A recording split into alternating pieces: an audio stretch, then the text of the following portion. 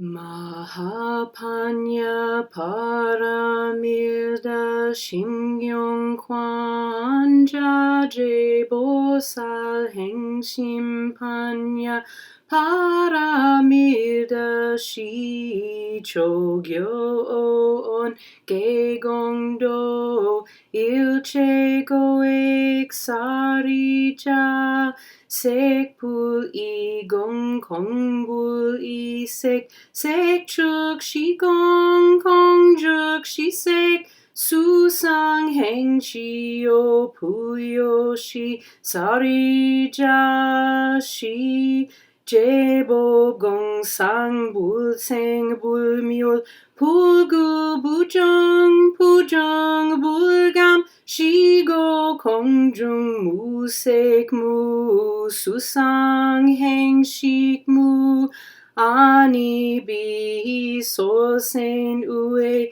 mu sek song yang mi chok pop mu ange neji mu ui shike mu mu myong yok mu mu myong jin neji mu no sa yok mu no sa jin mu hu go jip myuldo mu ji yok mu duk I mu so duko pori salta ue banya para milda koshim mugae mugae muyu gongpo wolin jondo mongsang kukyang yolban samse jebul uye banya para milda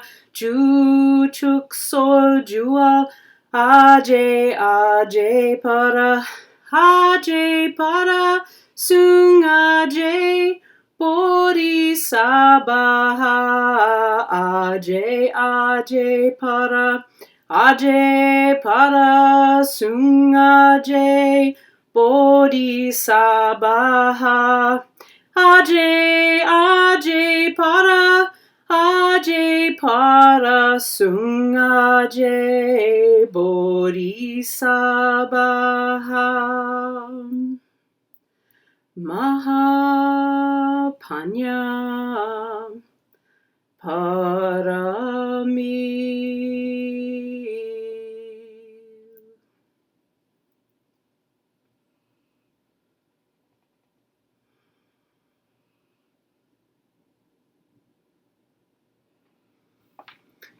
Greetings and blessings, friends. That was the Heart Sutra in Sino-Korean, and I just wanted to offer that. It's a new year, and there's a lot happening already in this new year. So I'm coming to today's reading with a lot of people in our community in my heart deeply. And that includes everyone in Australia right now, dealing with wildfires. And it includes everyone in Iran and Iraq. And frankly, all of us, because I don't know what's going to happen. None of us do. But we move forward with the best intent we can possibly find. And we move forward with the greatest sincerity that we can possibly muster. Because I think it takes an awful lot of that just to keep going sometimes for a lot of people. Certainly when things are in crisis. So, I didn't want to start this off on a bad note. It's the first reading of the new year, but I feel it's necessary to include everything, right? Everything. So we hope for things to shift and become better and easier, and we acknowledge simultaneously that there is difficulty and suffering. And then we have faith in one another and our ability to be uplifting and kind. Certainly the thing that I've noticed most about what's happening right now in Australia is how much people, humanity and animals are able to come together. And that alone is really profoundly inspiring. So, yeah. I didn't plan to sing Heart Sutra. I just realized after I finished with the singing bowl that it was necessary. It was necessary. Okay. So with that said, a little change this year to the way that my readings work. So I feel like I want to definitely continue to work with the Amenti Oracle for myself. I feel like it will definitely come back and make some visits this year to the general reading practice. And I also want to simplify things. I don't want to offer 2 readings a week anymore. I'm going to offer just this one.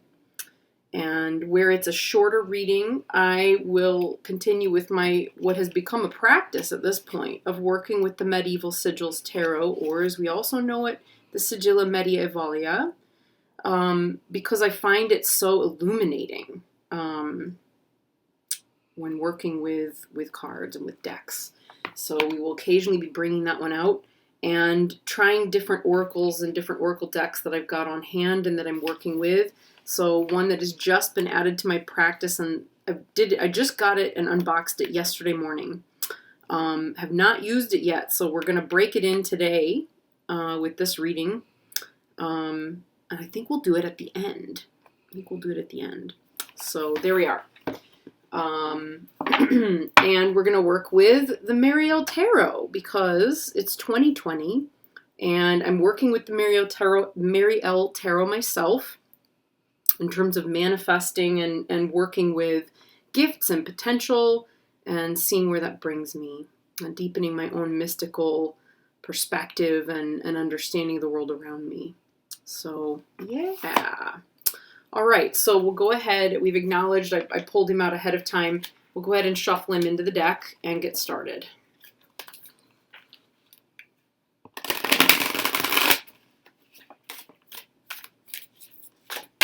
Ooh. Oh my gosh.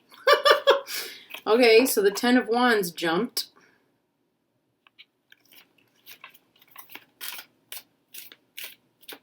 Oh, wow, I just realized that 10 of Wands jumped over the candle, over the fire. And the key word for the 10 of Wands is rise above it.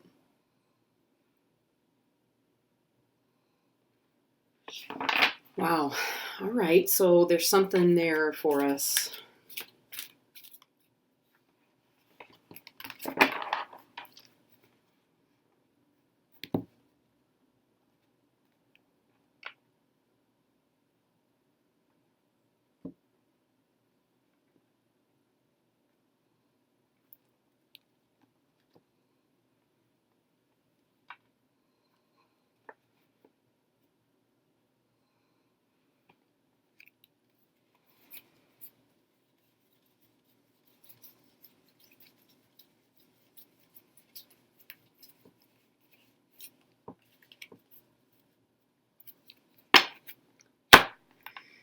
Well, yeah, it's not a great surprise to me given where we started that the Fool is in the Wands pile this week, and of course Wands is the element of fire. And it feels a little bit like our house is on fire at the moment. Yeah. Yeah, it does. So it's not always literal fire, although it's certainly giving us some of that, right? It's definitely giving us some of that. And it's certainly acknowledging it. There is also creativity. It is about the soul. It is about our spiritual development and cultivation. Wands is about the things that we're passionate about. It's about the things that that motivate and inspire us. Yeah. Anytime we get something that shows up in the Wands pile, we get our significator in the Wands pile, any solutions to problems that arise this week can be solved through intuition and creativity. So as you go into this week and you encounter with different things that come up throughout the week, remember that intuition and creativity are going to be the key to being able to solve things and move forward. Okay, so let's go ahead and prepare to lay out our circle.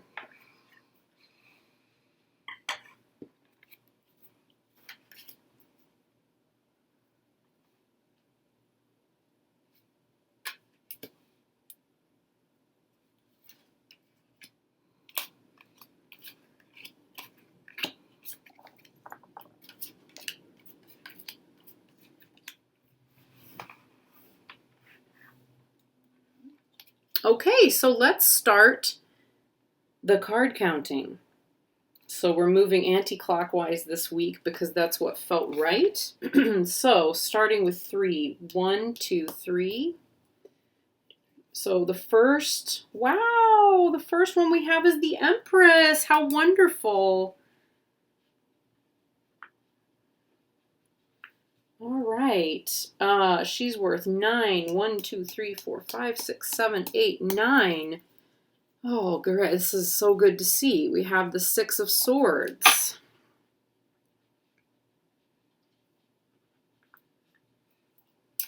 One, 2, 3, 4, 5, 6. We have the 8 of Discs. It's going to have to stick out on the Buddha there for a second. 8 of Discs. I need to find a better plan for my rocks, everybody. For my crystals and my rocks. They're taking over my desk.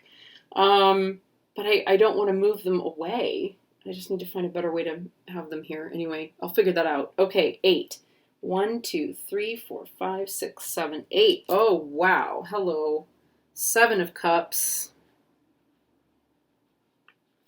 1, 2, 3, 4, 5, 6, 7. Okay, so that's it. Is that really it? We have 4. That's kind of nice. 5, 6, 7. Yep, that's all. Wow, that's rare. Again, we often get far more than this. So we have the Empress, the 6 of Swords, the 8 of Discs, and the 7 of Cups. All right.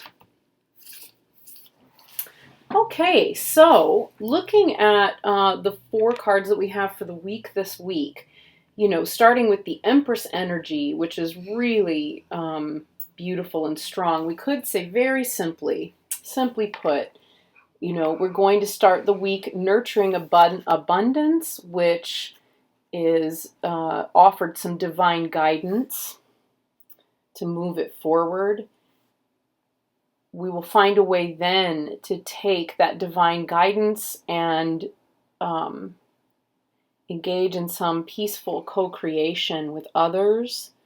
And that doing all of this is going to be bringing up, as it often does, some of our lower self, right? Some of the aspects of our lower selves, which is just a natural part and parcel of creating forward momentum, right? So when we start a new year, we have so many intentions and so many different things we want to do.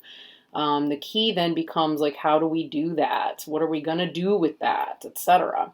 So I would like to read a little bit more of the Empress, and I'm going to bring out the book so it's right here. You can see it with me, because I do love the way that she's written about the Empress. Firstly, this quote from Mother Teresa: "If you judge people, you have no time to love them," and it's the truth. And I love this representation of the Empress as a divine mother.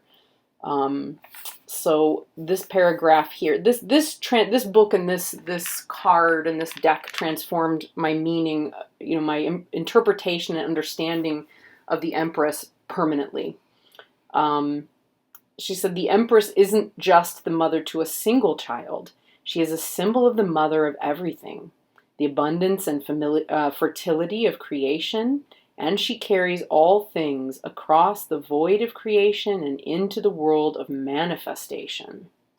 I just wanted to offer that little bit of something, because certainly the first card in the general reading for me always dictates the theme of the overall reading, where it's going, and how it works and how it operates. So, coming into this week, I think we could also say, Mother Earth as our divine mother nurtures abundance, and perpetually provides for us. So, given that she's in crisis, I also feel glad that we have the Red Seeds Oracle card and the Medieval Sigils Tarot. I do want to pull out the Medieval Sigils and get a second card working here and operating for. I'm gonna do these back behind here, because otherwise it's gonna be a disaster, y'all. Okay, so I have gone ahead and pulled 4 cards. In fact, I didn't really pull them; they jumped, because this is how I get a lot of my decks to jump, and they do that anyway, and it becomes a great way to communicate with them. So the first thing I'm drawn to, we have here this Empress. I'm just going to take these necklaces off because they keep rattling and banging into things. So the first thing we have about this Empress that I think is very interesting, we have the Four of Swords coming up here. And the shape that is in this sigil really mirrors the shape of this abundant container of fruit that she's created out of her dress. And when I think about the meaning of the Four of Swords, I was questioning as I was getting ready to pull these cards, whether this is about the earth being in, is the earth telling us to be afraid? Do we need to be in crisis? What do we need to do? And I find it fascinating that we're being offered. Is that right? Do I have that right? Yeah, that is what it is. Yeah, I'm fascinating. All right.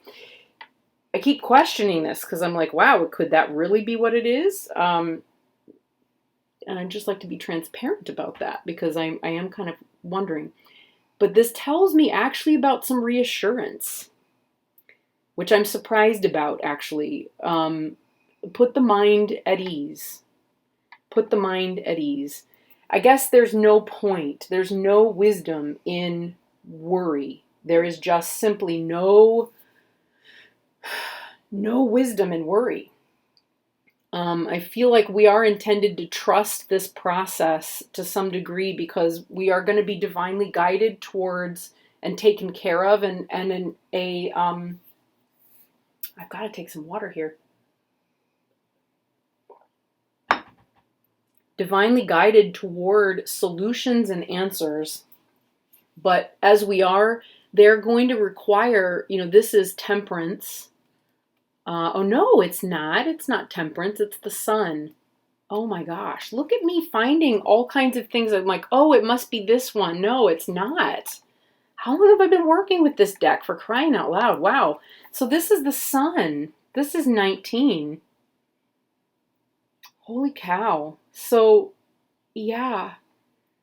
Oh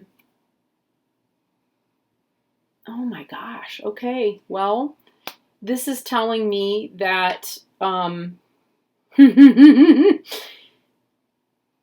it's mirroring back that divine guidance,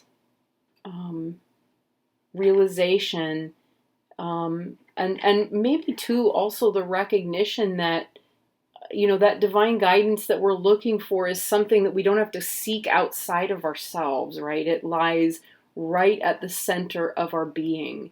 So even though we have, in the Six of Swords, we have this angel, I believe it's Archangel Raphael, guiding these kids, these children and this dog. the divinity and the guidance that we're seeking, that we may need as we move through the week, that inspiration, that intuition that comes along with having cards in the wands pile. Interestingly, we don't have any wands here. But or here. Do we? No. No, we don't. Wow, fascinating. It tells me that we're, the inspiration that we're seeking is inside of us. Sorry, I'm just taking in all of these cards and kind of making sense of them. I've got a lot more of my own bias, I'm realizing, involved in reading this week than I usually do. Because I'm worried. Yeah. So, moving through the week, divine guidance that we can find inside of ourselves, the Eight of Discs, which I love in this deck, right? We have these two lions that are at each other like they're going to war against one another. And yet we have this beautiful lamb right in the middle. So, there's a purity of intention that's there.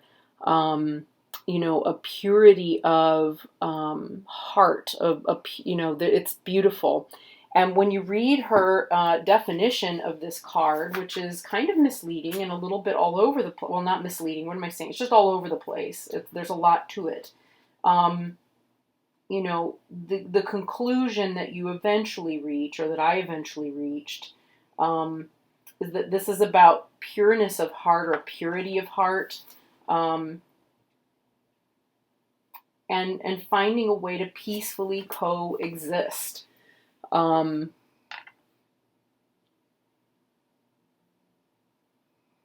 think I said at the beginning, peaceful co-creation. That feels right. That feels right here. Because when you think about it, we are in the process of creating, and of creating things, and we're creating them together.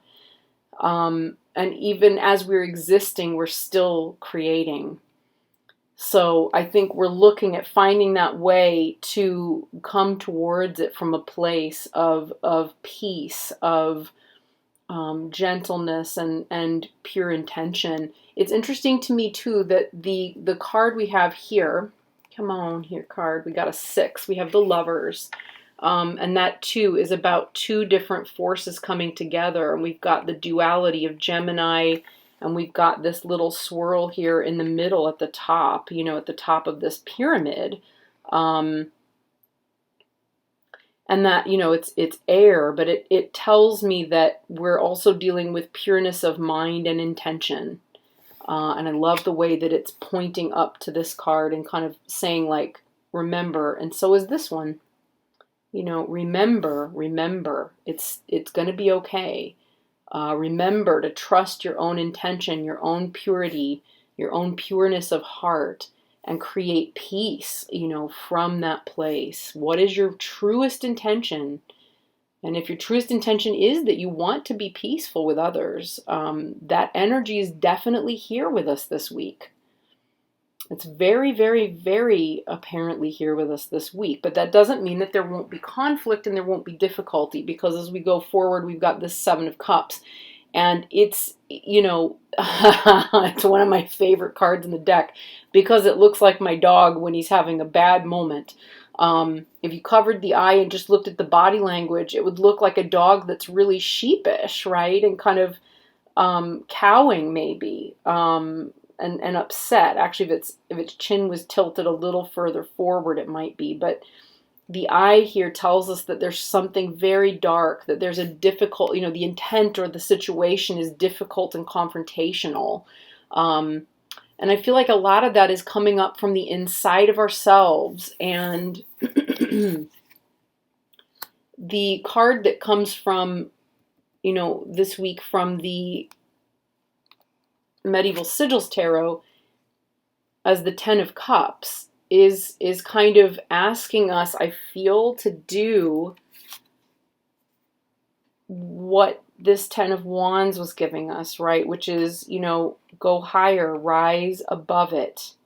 There's this Martian energy here, and yet we've also got Pisces, and we've got this rune, which I really should have memorized by now because I'm trying to study them, but it has not gone in and is not coming forward at this moment. But we've got this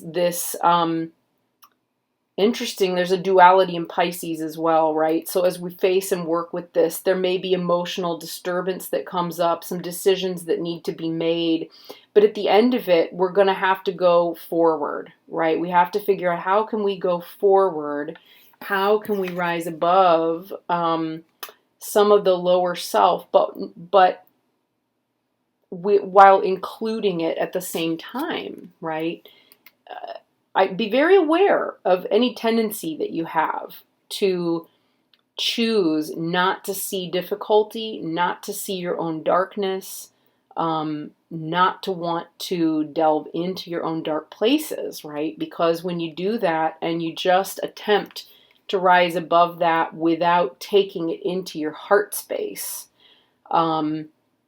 you're going to struggle anyway. You're going to find yourself, trapped in some really destructive patterns that may temporarily feel better, but which are not in the long run, right? They aren't better in the long run. So take both of them, tie them together, right? Like the Chariot. And the Seven of Cups is tied very deeply to the Chariot in this deck. Yoke them together and then rise above it. Go into the depths, right? Go into the water all the way down. Pull the stuff in that's difficult as you're manifesting and moving through the new year. Remember that it too is worthy of love. And then begin to move beyond. Begin the shift back up to the surface with it. And carry it with you. It will bring you wisdom. It will bring you insight. It will form tremendous space in your intuition as you go through this week and beyond. So I've also got the Red Seeds Oracle cards by Linda Hill. First time ever using them. And I really love them. I thought maybe it might be nice to have some goddess energy here. So I'm going to try a little bit of a shuffle. Ooh, okay. So the jumper this week is I am service. I am service. So it's the Vestal Virgins. And oh, wow. This quote from Rumi, translated by Coleman Barks: set your life on fire. Seek those who fan your flames. Wow. That's beautiful. That definitely goes along with the wands and the wands pile. Very interesting. So the Vestal Virgins were 6 priestesses who served the Roman goddess of fire, Vesta. Only virgins were allowed to tend the goddess's sacred fire in Rome and participate in her rituals. Once the priestesses completed 30 years of service, they were free to marry, but very few did. Selfless service, or seva in Sanskrit, is a service of unconditional love, which is performed without any reward or payment. The idea of selfless service is important in a number of religions and is perceived as aiding one's spiritual growth and contributing to a person's community. The challenge is egotism, and the gift is to serve. Yeah. So looking at the cards we have this week, that's interesting because, as we're manifesting this beautiful abundance and so forth in our world and in our lives, our personal lives this week, and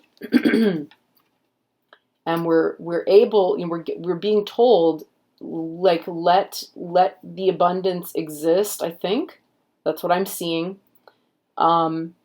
Let things rebalance themselves. They will rebalance themselves, and let your mind be at ease. That sometimes things can, come back into balance on their own. And we've got this Six of Swords saying that there will be this divine guidance and that it comes from within. I feel like that service comes up here in the Eight of Discs. So as we're peacefully co-creating and coexisting, to ask oneself, how may I serve? How may I serve? And recognize you may be doing that this week where there are things pulling against one another. We have that in this card, and we definitely have that in the Seven of Cups. This duality here and the duality of the Pisces. The two fishes trying to pull against one another.